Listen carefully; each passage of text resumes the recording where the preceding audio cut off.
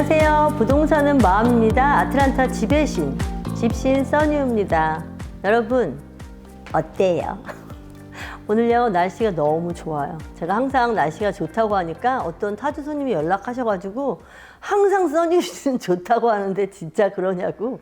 자기는 애틀란타에 갔을 때 일주일 내내 비가 왔었대요. 비가 와도 좋던데 뭘. 여러분 하여간 오늘은 좋아요. 적당히 습하고 적당히 해가 있어요.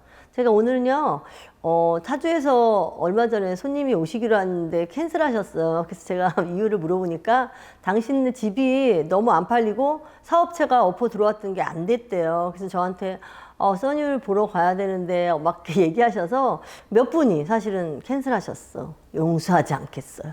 그래서 제가 조금 말씀을 전해드리면 도움이 될 것 같아서 제가 말씀을 드리려고 이 자리에 앉았어요.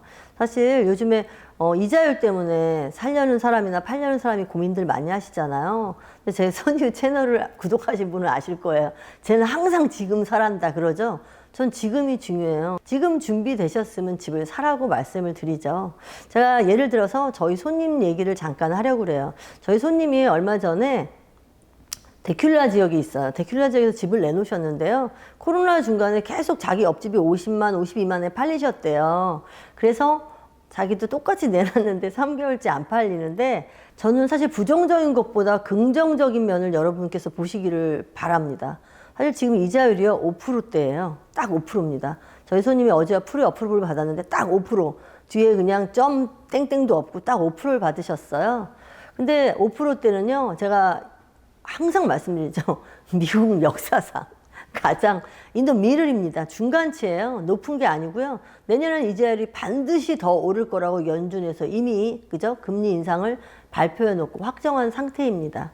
그렇다면 집값은 떨어져야 하는 게 맞는 걸 여러분이 항상 아실 거예요. 근데 집값은 많은 전문가들이 유튜브에서 많이 얘기하시더라고. 집값은 안 떨어져요. 그런데 우리가 많이 보시는 진로나 이런 걸 보면 집값이 떨어져 있어요. 오버프라이스에서 떨어진 거예요. 제가 항상 말씀드리잖아요. 저는 손님이 집을 사실 때도 여전히 좋은 집들은요 오퍼를 4-5개 받기 때문에 하이어스트 베스트라고 다시 카운터백이 와요. 그래서 여러분께서 지금 상황을요 좀 너무 비관하지 않으셨으면 좋겠어요. 세상엔 낙관적으로 볼 일이 더 많다고요. 그래서 제가 우선 여러분께 말씀드리고 싶은 건요, 어떤 집이 내가 좋은 집인가, 어떤 집이 나한테 필요한 집인가 이런 생각하시잖아요. 어떤 분이 그러시더라고요. 나는 지금도 괜찮아요. 그래서 이제 임대주택에 사시나 봐요. 저한테 전화하신 이유는 너무 행복한데 써니유 씨가 집이 있어야 행복하다고 했다고 해서 그 말 때문에 집을 사볼까 하고 연락을 하셨대요. 그래서 제가 그랬어요. 집이 있으면 더 행복해요. 맞아요, 여러분. 집이 있어야 행복합니다. 집이 없어도 행복한 사람은 대단해. 칭찬합니다. 그러나 집이 있으면 여러분이 더 행복해지는 건 사실은 확실해요. 제가 집이 있어야 된다 이제 많이 얘기하지만 나에 맞는 집을 찾아야 되는데 누구나 새 집 좋아하잖아요. 저도 새 집 좋아요. 나도 새 거가 좋다고. 그런데 새 집이 멀리 있거나 아니면 우리가 한인 상권 있는 데 있다 보면요, 땅이 비싸니까 뭐 스퀘어핏도 작고 따닥따닥 붙어 있어요. 그러나 뭐 연세 드시는 어르신들은 한인 상권에 가까운 게 좋지만 아이들 키우는 분들은 학군이 좋다면 옆으로 흩어져서 나가잖아요. 사실 위치에 따라서 10만에서 20만의 집값이 차이가 납니다.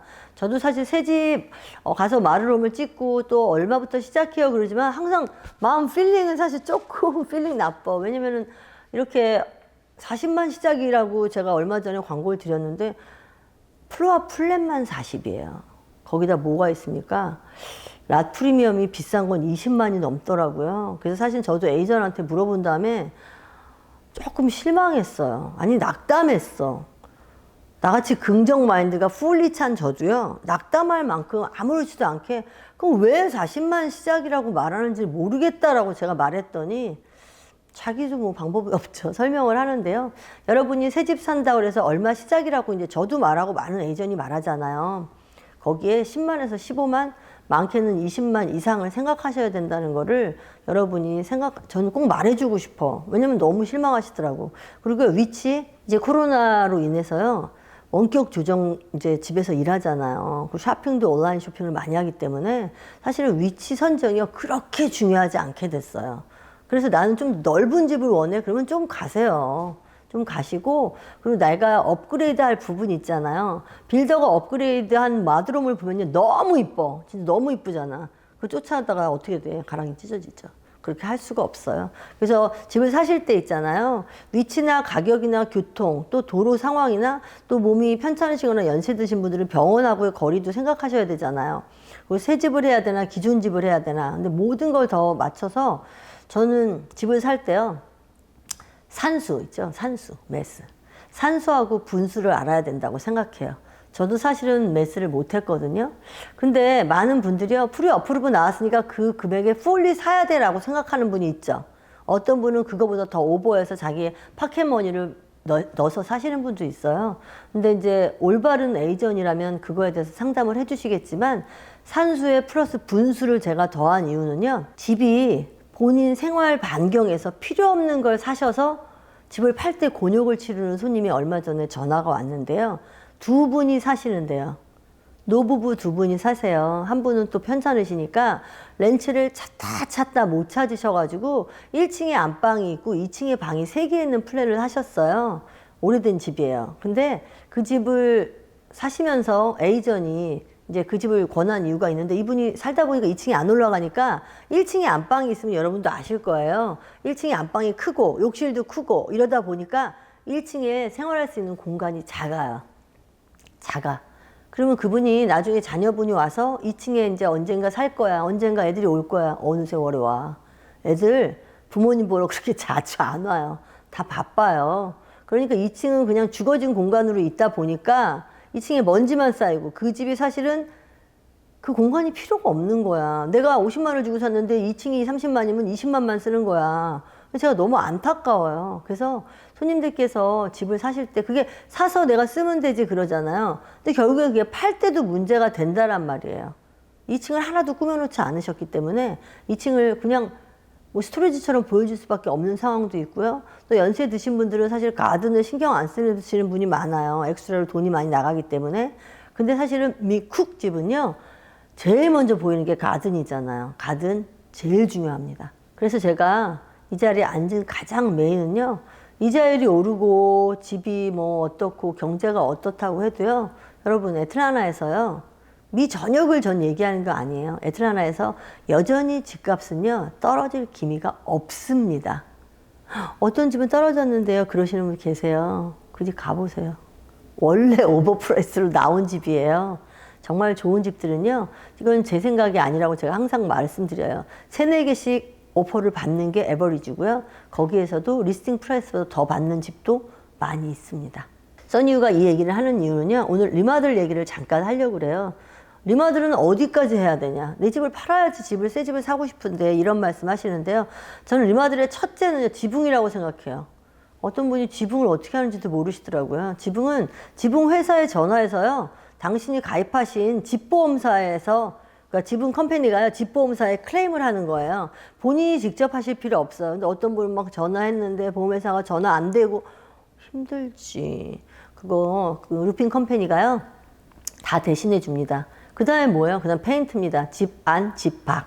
페인트는 기본이에요. 그 다음에 이제 해야 되는 게 뭐죠?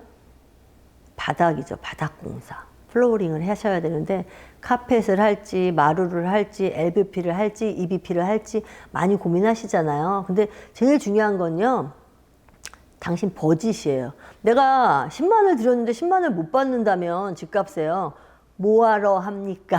그죠? 그렇게 이쁘게 만들어서 내가 살아야죠. 내가 팔집이에요. 팔집은 더 이쁘게 해야 된다고 말씀하시는 분도 있을지 몰라요. 근데 지금은 옛날처럼 머티리얼이나 인건비가 싸지 않기 때문에요. 물론 많은 분들이 집을 팔려고 하실 때 저희 같은 에이전트한테 많은 그 리마들에 대한 그 어드바이스를 구합니다. 근데 자칫 잘못 알고 계시는 에이전트들이 잘못 주셔서 그거대로 가셨다간 집값에서 하나도 못 뽑아요, 여러분. 내 버짓을 반드시 생각하세요. 산수와 분수를 생각하셔서 리마들도 하셔야 됩니다. 그리고 어떤 분이 또 지하실을 꾸미고 싶다라고 말씀하시는데 얼마가 들까요? 스퀘어피당 얼마인가요? 많이 물어봐요. 근데 많이 아시는 분도 계시고 전문가들이 많이 말씀하시는데요. 사실은 지하실을요, 공사하시는 컨스트럭션이 있잖아요. 카운티에 신고해서 퍼밋을 받아서 하는 경우, 그러면 퍼블릭 레코드에 올라가요. 지하실에 어느 정도 스퀘어핏이 올랐다. 그러면 어떻게 돼요? 카운이 올랐으니까 그만큼 늘어난 거에 대해서 집 밸류가 올라가죠. 공식적으로. 그러면 그 부분에 대해서 넥스트 이어에 재산세가 겁나 나옵니다.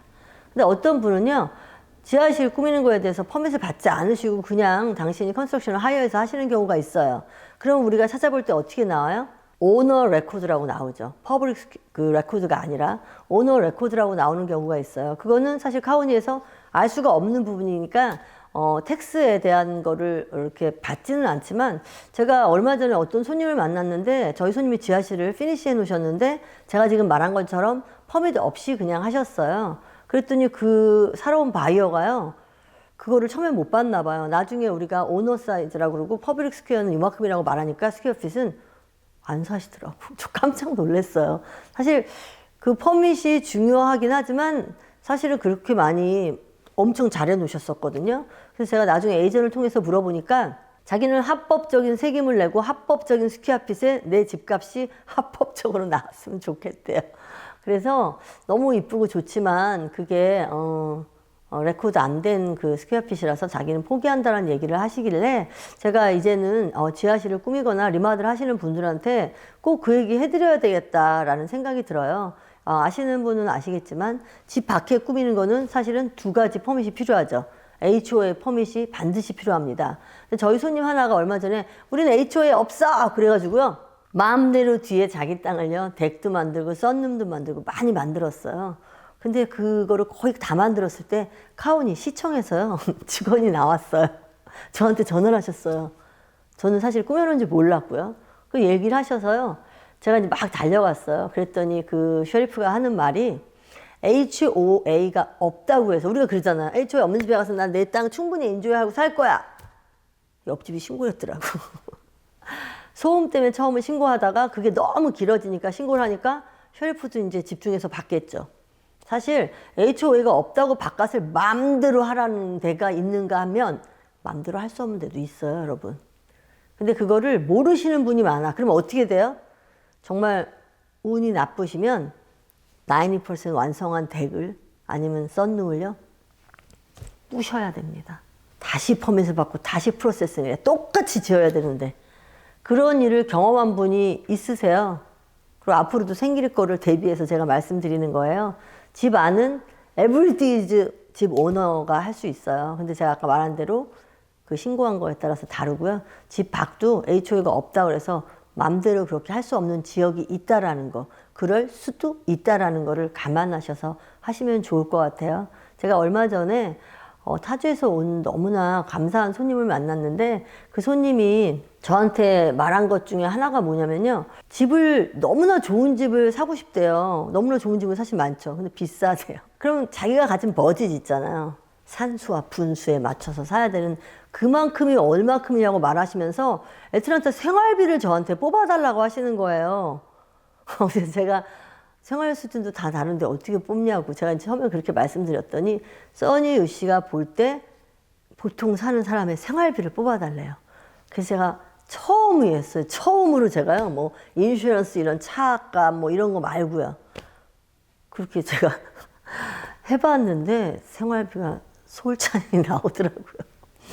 생활비가 비싸요. 요즘에는 그로서리에서 시장을 보는 것보다 오히려 음식 다 해놓은 걸 사 먹는 게 더 싸다더라, 이런 사람이 있을 정도예요. 그래서 인플레이션이 많은데요, 인플레이션이요, 그럼에도 불구하고 인플레이션이 있어도요, 저희는 집을 사야 합니다. 궁금하시면 아무 때나 연락을 주셔도 돼요.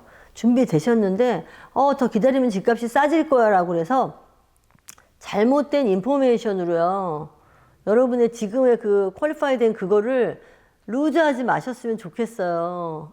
2년 텍스복을 보잖아요. 노닥 프로그램도 있습니다. 나 텍스보고 없어요. 그럼 7%대를 받으세요. 그러고 나서 이자율이 올라가고 언젠가 이자율은 어떻게 돼요? 다시 내려가요. 그때 리파이낸싱 받으시면 돼요. 지금 사실 수 있으면 준비하셔서 반드시 내 집 마련을 하셔야 합니다. 저는요, 항상 말씀드리지만 이 조지아에 집주인 걸 쫙 보면 코리안이 자기 집을 가진, 디드를 가진 분이 많은 그날까지 제가 건강이 허락하는 그날까지 애틀란타에 한국 사람들을 많이 유치해서요.